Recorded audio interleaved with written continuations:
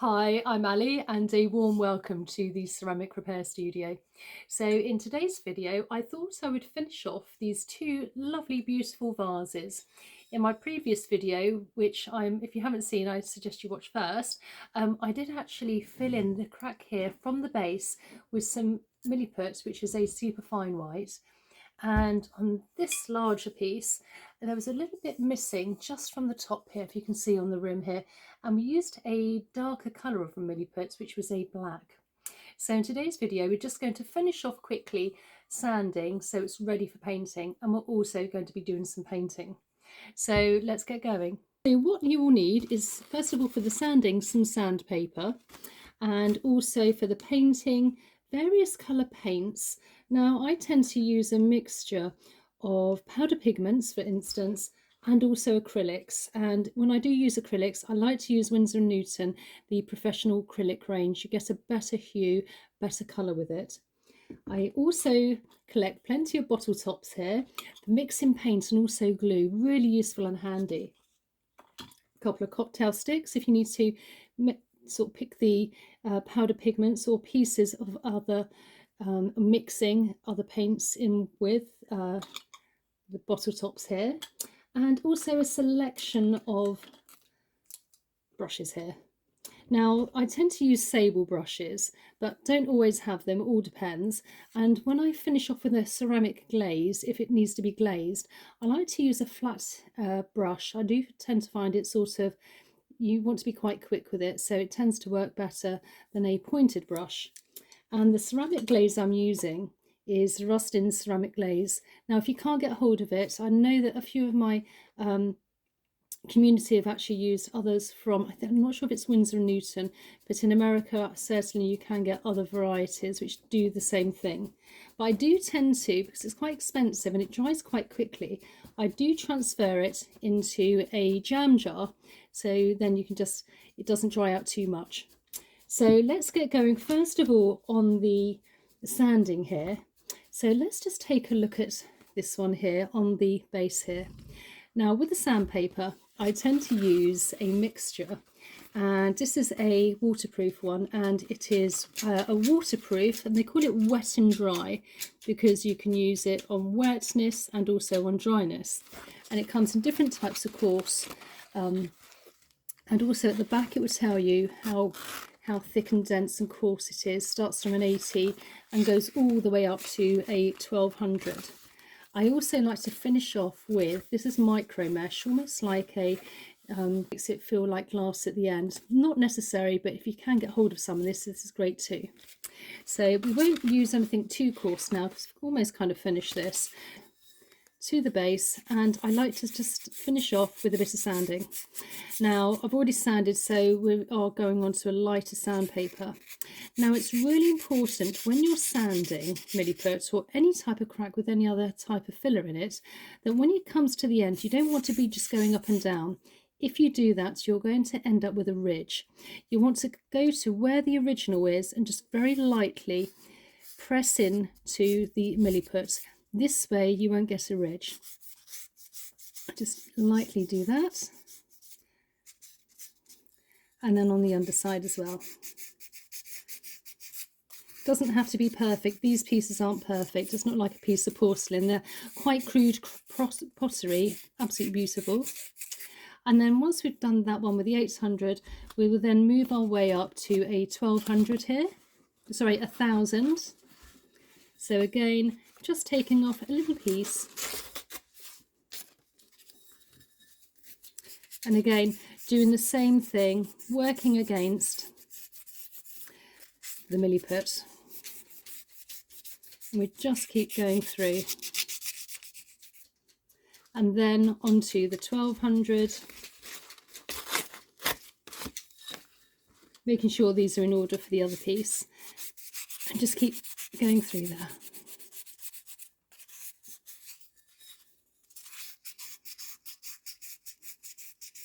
And then you can always know when it's really literally finished, because if you can close your eyes, place your hand onto your item and just feel it, and if you don't feel any ridges, you know that you've done a good job and it's then ready for painting. Or at least if you can get some micromesh, do the micromesh as well. So let's now get onto the micro mesh here. So again, I would just very lightly finish off with some micro mesh. So that piece is done. So let's work on the other piece here. So this is a slightly different. I do tend to find the Milliputs, the superfine white is easier to sand than the other colours. They're still easy to sand, but the fine white is slightly easier. So again, we're going to go for the slightly coarser one, and we're working our way from the original to the Milliputs. But you want to be very careful not to overgo on the original, otherwise you're going to end up taking paint off the original as well. So you want to be very nice and light. Feel that. Then come the other way. And just keep going through until you're satisfied that you're ready for the next level of sandpaper. And then we move our way up. Again, this is now a 1200.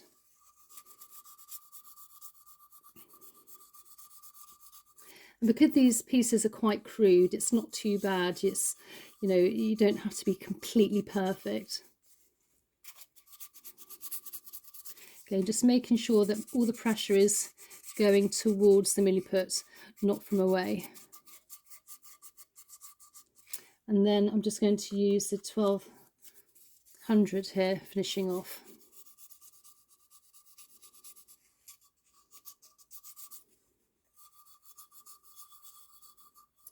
And then lastly, if you can, just a little bit of the micro mesh.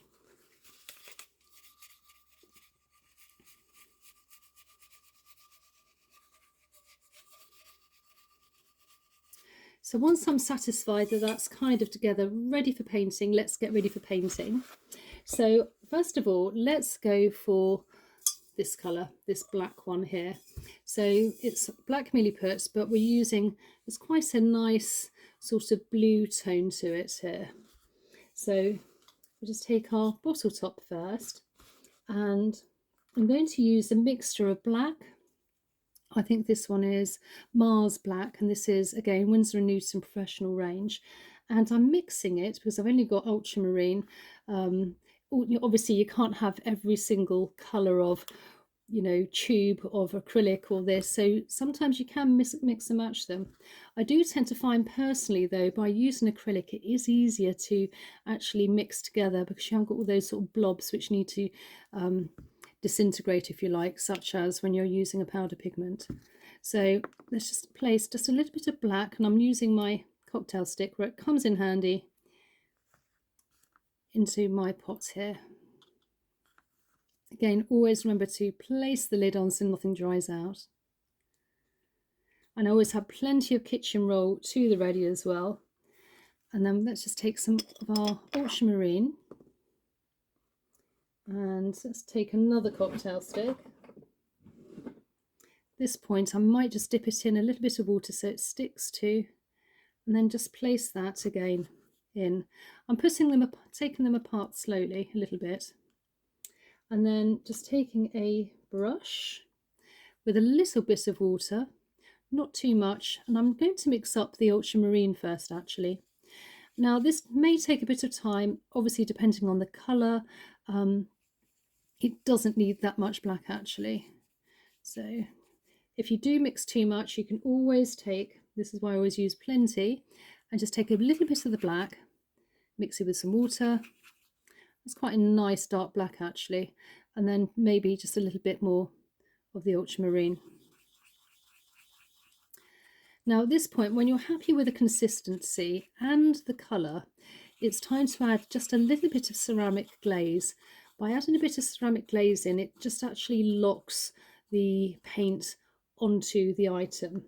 Again, this isn't perfect because it's all full of lots of different colours here, so you don't have to be too precise. So placing that down first, we'll then just take another clean brush, and then you just want to take a little bit from the jar and just add that too. And I'm just adding it to the side first of all. placing that straight into water and closing the lid very quickly. And then with our blue brush, again, just add a little bit. Now, if you don't get the colour right straight off, we can always add other different types of colours. So let's just take our piece here. As I say, it's lots of different tones anyway. Now for me that looks a bit dark, so I'm just going to add just a little bit more of the ultramarine. So it's hard to see here. I don't know if I can come down a bit further. Aha. So now adding a bit more of the ultramarine.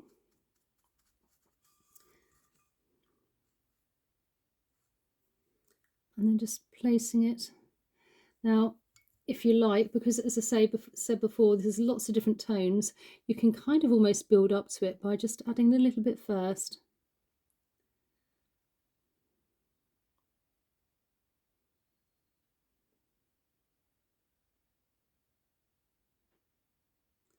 And just slowly going through.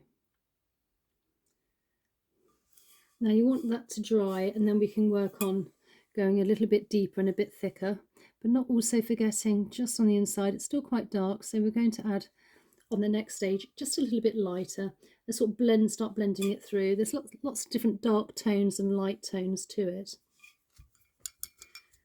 and this will dry very, very quickly. So just drying the paintbrush and then just taking a little bit more. I might add a little bit more ultramarine. Add a little bit more lightness. It may need to be a bit thicker. What you can do, if you don't think it's the right colour or tone, you can always just take a bit, just add a little bit somewhere else and think, yeah, that's about right. And then either take a piece of kitchen roll with some water, and you can always wipe it off. But then at least you can judge against what's the original. So I'll just take that off a bit there. As you can see, there's so many different tones to this. And then where are we? On to where we were before. I'm just starting to paint in. I don't want to do a complete paint swiping over because there's so many different tones. I can see bits of black, bits of other colours as well. And just along here, which I can see just needs a bit more there.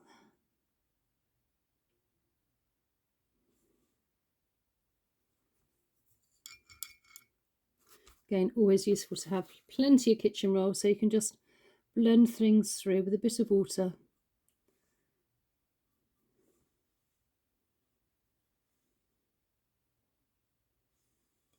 You can even see a couple of black splodges, so I might even go with the original black here as well, just to add a little bit of blackness to it. If it gets a bit too light, also remembering to use a little bit of the ceramic glaze, and we just want to add just a couple of tones, not too much. Take this away. So just trial and error.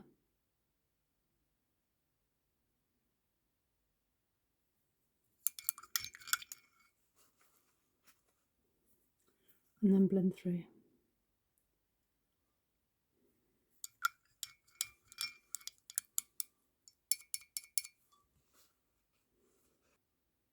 Dabbing bits on. So I'm quite pleased with that. It's kind of blended in. It's got some different tones from elsewhere. And so I'm just going to wait for that, and then we're going to put some glaze on top of that as well, so it will blend in even better there. So now we need to change the water, and let's get on with the underside of the white here. So now for our white colour here, so I've now got some clean water here, and we've just got a little bits of white to just fill that in. That's like a creamy colour. So with this colour, I'm going to use some titanium white, which again, Winsor & Newton, the professional range acrylics, and I've got a little bit of raw umber here just to add a little bit more depth to it, because it's not a pure white colour. So again, I'm taking a trusted bottle top, and I'm just going to, don't need too much, just a little bit there. Again, it's just trial and error on these colours, making sure that it's nice and closed up. And then let's take just a little bit of the raw umber here. So again, just you, oh, I've got another cocktail stick here. Just using a little cocktail stick and just adding a bit to there. If you like, you can always use a piece of paper to actually try your colour combinations on once you've mixed them up as well. So then we're just going to add just a little bit of water. I'm just going to make it mainly white and then start to incorporate the raw umber in. Don't want to make it too dark. And then at this stage I will then add in just a little bit of the ceramic glaze here. So again, from the jar, let's just take another cocktail stick and just a little bit of the ceramic glaze. You don't need too much because we're going to be using it after as well, but as I said before, it does help lock it in a bit. And then we'll just mix that together. Now looking at that, so I would say it needs perhaps a little bit more of the raw umber.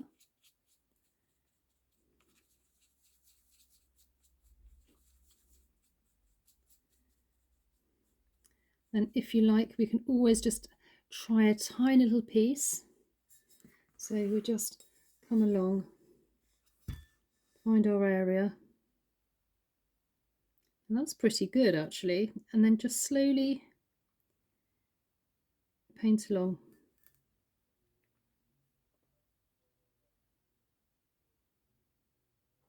You can always build up to this as well. I can see there's different colours, there's bits of blue in here. So because it's got sort of, it's a mixture of colours, it's quite easy to do. And I'm using a brush because I realise not many people have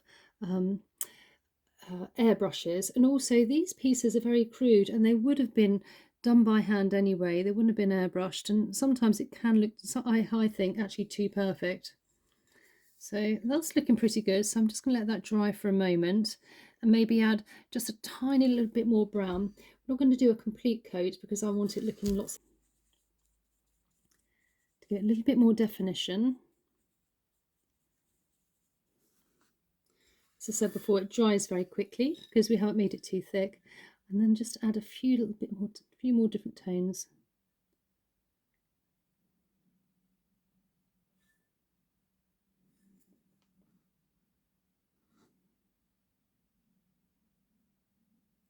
You also want to make sure that you're in a well ventilated room when you're doing this as well. And good lighting, obviously. You do tend to find if you do go with false light, it tends to be quite red and orange. So if you can do this in daylight or have lighting like I do, that's fine. Now I can see we've got a bit of brown here coming along, so I might add a little bit of just brown. So let's dip in with a tiny bit of water. Let's just add a little bit more brown, just so we can just do one or two little bits so it's not too uniform. And just have some fun with it.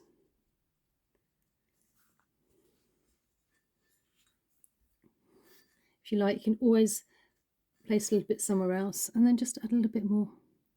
That's better. A few different tones.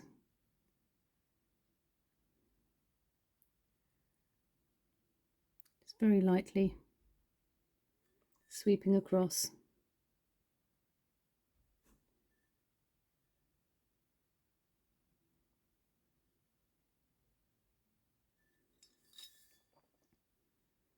And then I've got a little bit of blue here. If you wanted to put some blue or other colours, but I think that's looking pretty good. May just add a tiny bit more of a brown, just a little splodge.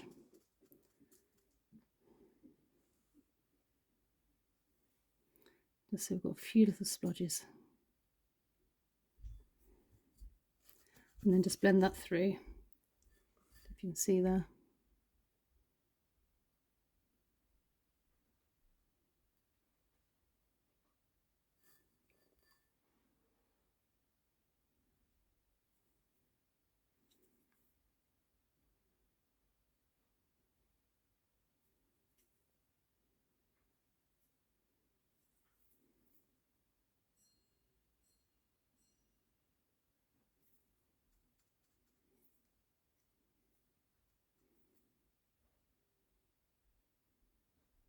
So these pieces are all quite, none of them are, they're all quite rough, so you don't want it to be too flat and uniform, because then it would look more odd than if you had lots of different tones and textures to it. I think that looks looking better. It looks like it's got a bit more age to it now. So we'll leave that to dry just for a few moments. So while that's drying, obviously you can start putting your things away, throwing things away, and obviously drying the brush. So in clear, clean water. And then we're going to take our flat brush here. So what we're going to do now is we're going to just finish off adding that last bit of glaze. So looking where we've done our work, which is just here, I'm going to take, as I say, the rostins, which I've transferred into here. Take a little bit of the glaze on a flat brush. You don't need too much, otherwise you end up with brush marks. And then just very gently sweeping along. And then you'll find by glazing it makes such a difference. It just blends everything in. And not forgetting the other side here. Now if you keep going over with the glaze, you will end up with brush marks, so you want to be very quick. I'll probably do the rest of the rim where I think it's lost some of its glaze, so it's all uniform. So we'll put that down there, and we'll come back to our other piece here, try to figure out where so I think it was just along here, wasn't it, where we aged it with a little bit of pitting, a bit of brown. And again, we're just going to place that very gently there. So then we're going to take our glaze again. Again, it's trial and error,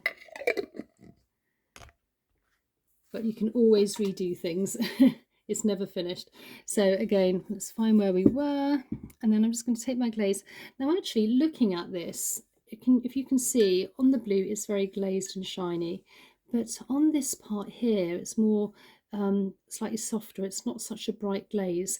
So what I'm going to do, if you have something which is slightly more dulled down, is we're going to take another bottle top. We're going to add our glaze into the bottle top like so.